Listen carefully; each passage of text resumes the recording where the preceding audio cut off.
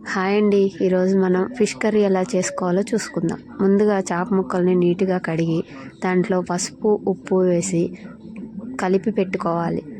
ఒక పెద్ద సైజు 2 ఉల్లిపాయల్ని సన్నగా కట్ చేసి పెట్టుకోవాలి.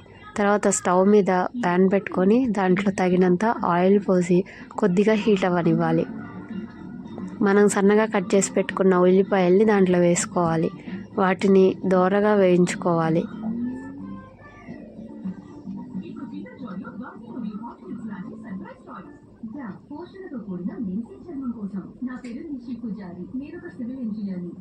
వాటిని దోరగా ఎంచుకునే లోపు ఆల్రెడీ ఉన్న ముక్కల్లో కొద్దిగా పసుపు, 1 స్పూన్ ఉప్పు, 1 టీ స్పూన్ కారం,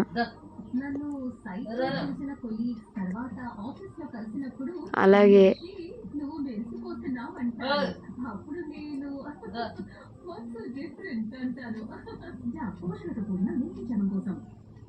ఒక స్పూన్ అల్లం వెల్లుల్లి పేస్ట్, అలాగే కొద్దిగా మనం ఆల్రెడీ ముందుగానే దీన్ని చేసి పెట్టుకోవాలండి పొడి మసాలాని. దీంట్లో ధనియాలు, యాలకులు, లవంగాలు, దాల్చిన చెక్క దోరగా వేసి మిక్సీ పట్టుకొని దాన్ని ముందుగానే రెడీ చేసి పెట్టుకోవాలి. వీటన్నిటిని కలిపి ఉల్లిపాయ ముక్కలు దోరగా వేగినాయో లేవో చూసుకోవాలి. ఒక నిమ్మకాయ సైజ్ అంతా చింతపండుని నీళ్ళల్లో నానబెట్టుకోవాలి. అప్పటికప్పుడు నానబెట్టుకున్నా సరిపోతుందండి. ఉల్లిపాయలు ఎర్రగా వేగిన తర్వాత మనం ఆల్రెడీ కలిపి పెట్టుకున్న చేప ముక్కలు దాంట్లో ఒక్కొక్కటిగా వేసుకుంటే మంచిది.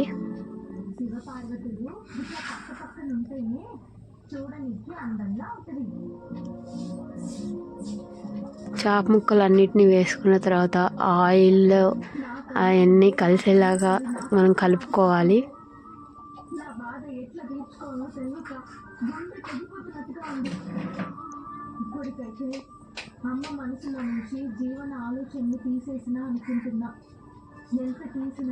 ఆయిల్ కలిసేలాగా కలుపుకుంటే మనకి ముక్క అనేది మంచిగా ఉడుకుతుందండి.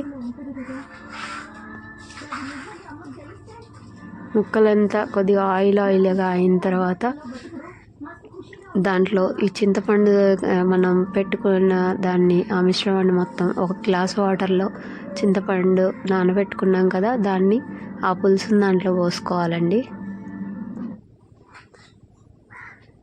ఆ పులుసు దాంట్లో పోసుకున్న తర్వాత దానికి మూత పెట్టుకొని ఒక 5 నిమిషాల పాటు ఉంచుకోవాలి.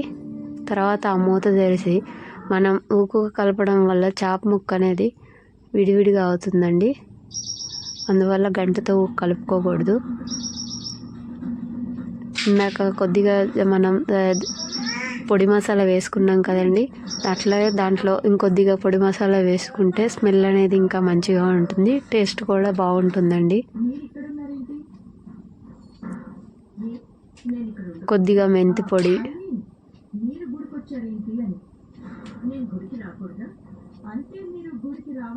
కొద్దిగా జీలకర్ర పొడి వేయడం వల్ల స్మెల్ అనేది ఇంకా మంచిగా వస్తుందండి.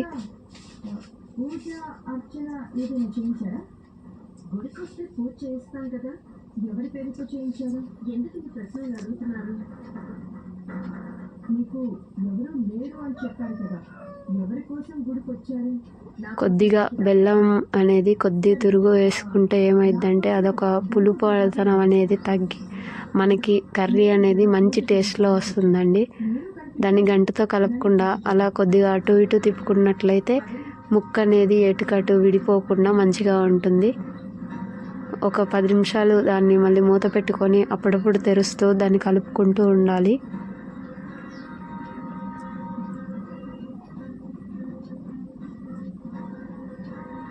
అడుగంటకుండా ఉంటుంది.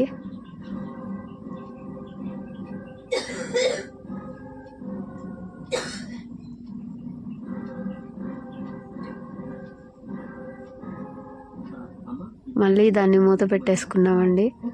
ఒక 5 మినిట్స్ తర్వాత మూత తీసి కొద్దిగా సాల్ట్ అసలు ఎంత ఉందో సరిపోయిందా లేదా చూసుకొని, మా సాల్ట్ సరిపోకపోతే కొద్దిగా అంతా మళ్ళీ వేసుకున్నామండి మేమైతే.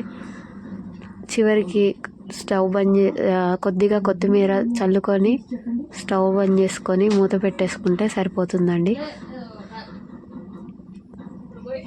ఇంతే, వేడివేడిగా ఉన్న మనకి ఫిష్ కర్రీ రెడీ అయిపోయినట్టే.